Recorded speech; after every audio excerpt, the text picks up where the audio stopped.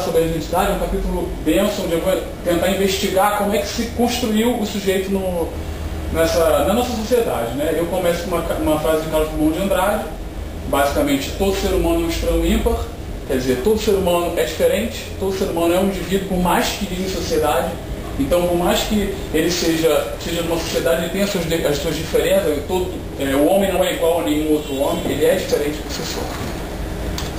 Eu uso o Bauman, mais uma vez, o teórico Stuart Hall, para dar uma base nesse meu trabalho, onde eu vou pesquisar a construção das identidades humanas e vou tentar entender a sociedade.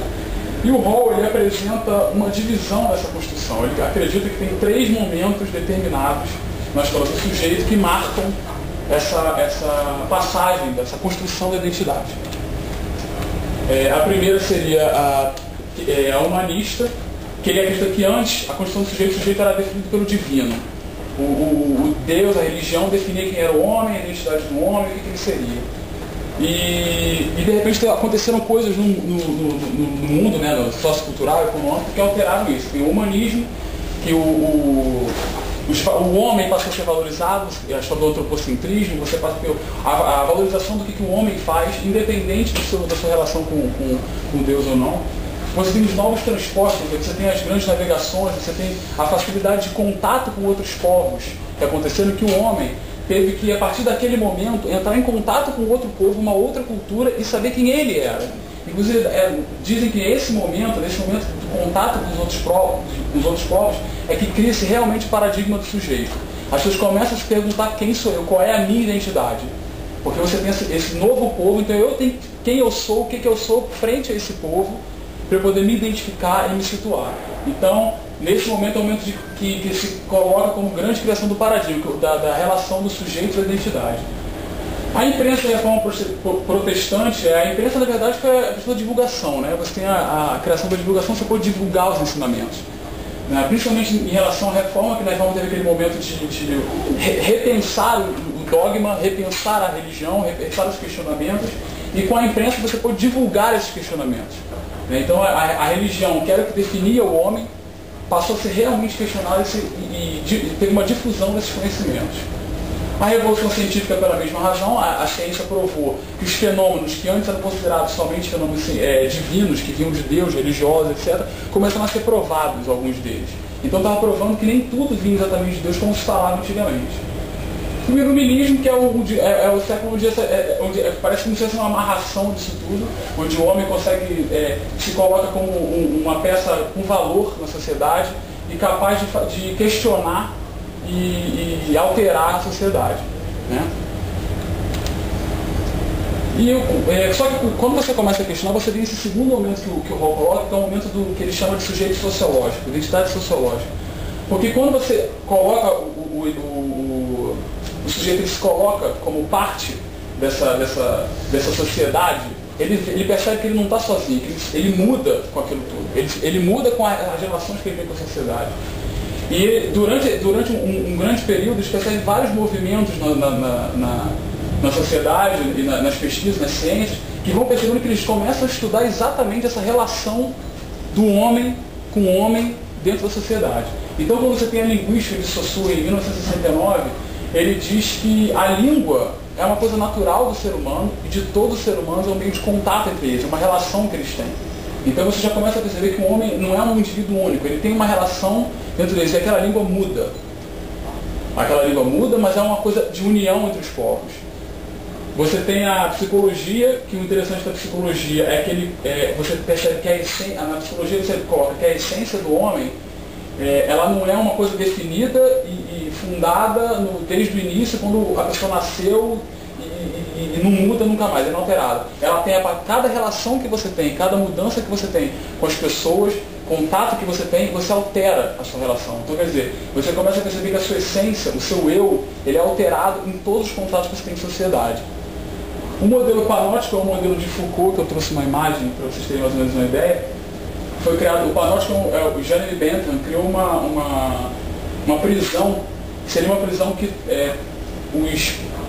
os prisioneiros se sentiriam a todo momento vigiados, quase um Big Brother, né, vamos dizer assim. Eles se sentiriam, mas não necessariamente estariam, mas eles ficariam numa posição onde estariam constantemente vigiados. Então, o que colocou? Percebe-se que havia uma necessidade de impor uma regra, um comportamento naquelas pessoas que tinham comportamentos diferentes. Só que percebeu-se também que essas pessoas eram pessoas diferentes.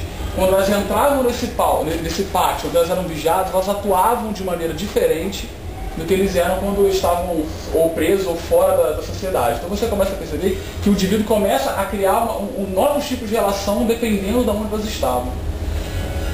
O pensamento marxista, ele coloca, na verdade, a coisa não só do trânsito das relações, mas ele diz também o seguinte, que a partir do momento que você nasce numa sociedade, você já nasce com toda uma bagagem. A partir do momento que você nasce numa cultura X, você tem toda a bagagem daquela cultura X. Então, no momento que você nasce, você não cria uma essência do nada. Você não é uma pessoa do nada, você já tem toda uma bagagem. Você já é criado sempre com aquela bagagem daquela cultura que você nasceu, independente das relações. Então, aquilo te apresenta a sua essência, ela não é do zero, ela não é única. É uma essência que desde o início ela já sofre alterações. E os movimentos socioculturais, na verdade, é interessante que na década de 50, entre 50 e 70, eles começam a apresentar grupos com determinadas desejos e vontades a selecionar um determinado assunto e lutar por aquilo. Quando antigamente você tinha os movimentos, eram ou grandes movimentos de massa, ou eram essa coisa de seccionada. Você tem os movimentos feministas, você tinha os movimentos negros, os movimentos antibélicos, e cada um lutava por uma coisa, por um objetivo. Então, mais uma prova de que você tinha cada um somando uma própria identidade, um próprio grupo. Então, isso a gente chama de momento sociológico. Você vê que o Hall-Dark foi o momento que eles se colocaram, aquele indivíduo único se colocou na sociedade e agiu sobre a sociedade. E um terceiro momento, que seria esse momento híbrido, que ele na verdade, ele já coloca como se fosse esse último momento, que é um momento onde ele analisa essa produção em massa das coisas. Você tem o que alguns chamam de obsolescência planejada, que é a coisa de você fazer produtos.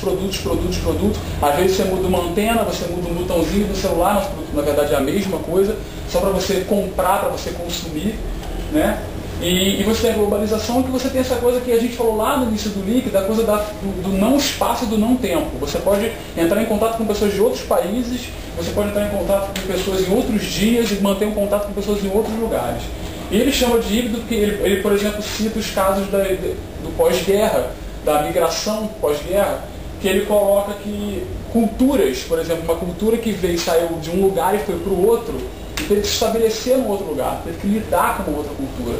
E por uma questão de obrigação, por causa da guerra, um problema que eles não tinham como ficar onde eles ficavam.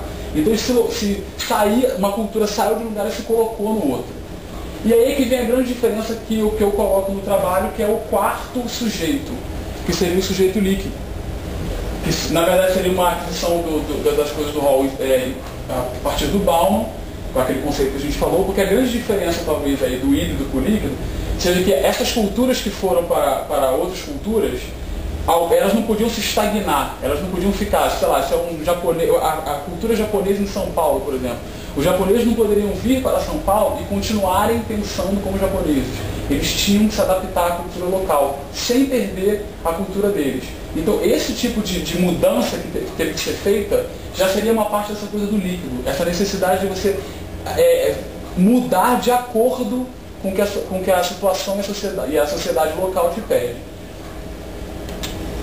Então isso é acontece, você começa a ter esse mercado de possibilidades, tem uma quantidade de possibilidades incrível. A globalização te permite que você saiba como é que é a sociedade da Croácia e eu resolvo ser um gótico croata, mas que veste as roupas de 1920.